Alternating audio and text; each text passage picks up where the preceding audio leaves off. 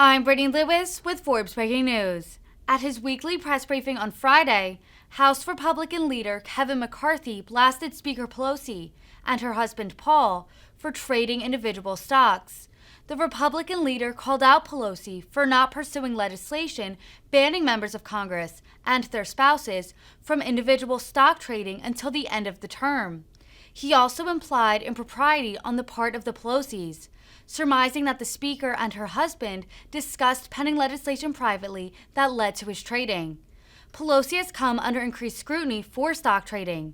Many members of Congress on both sides have called for a ban on individual stock trading by sitting federal politicians and their spouses. There's even a popular Twitter handle tracking the market moves made by the Pelosis. Yes, sir. Yeah, we'd like to know your position regarding the Puerto Rico Status Act and what the Congress should do about that issue. You know what? I haven't been able to see that bill yet, read through it. I know Puerto Rico has had many votes down there to determine whether they're Commonwealth or statehood, but I'll continue to look at that bill and let you know. Mr. Leader, in the past, you've said you support members of Congress trading individual stocks. If the Speaker brings... I'm sorry, what did you say I said? You have publicly said you support members of Congress not trading individual stocks. No, I said I would look at that, but okay. So if the Speaker does bring up a bill to do that, to ban members and their spouses from trading stocks, would you vote for it? Would you urge your conference to vote for it? I think it's ironic that the Speaker of the House now talks about bringing up a bill at the very end of the term of Congress. So her husband could trade all the way through, but now it becomes a crisis? Look, I think the Speaker of the House has greater determination of what comes to the floor, what gets out of the committee.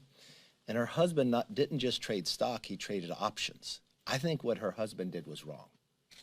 If you say, when she said she never told him anything, I know they spent their time together overseas, and when they're coming back, I'm sure she had conversations on the phone about what was going to be on the floor.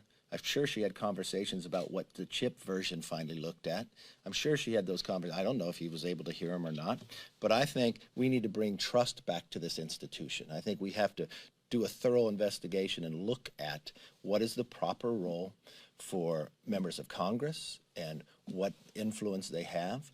And I don't think the proper way to do this is Nancy Pelosi writing the bill, because we have proven that she can't do that. It should be a bipartisan manner, and we should look at it through committee. And this is something that we will do in the majority, putting new rules forward to make sure that you have trust in this House and the ability, knowing that people is not investing in a place that they have influence. Will you commit not talking to your spouse about legislation if you become Speaker?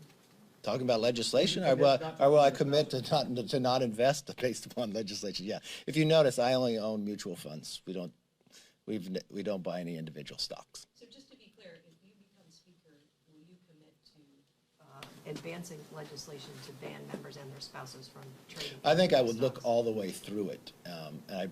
What I've told everybody, we will come back and we will not only investigate this, we will come back with a proposal to change the current behavior. Quickly on Olivia's question, as the Republican leader, will you commit to holding the weekly solo press conferences every week for the remainder of this term?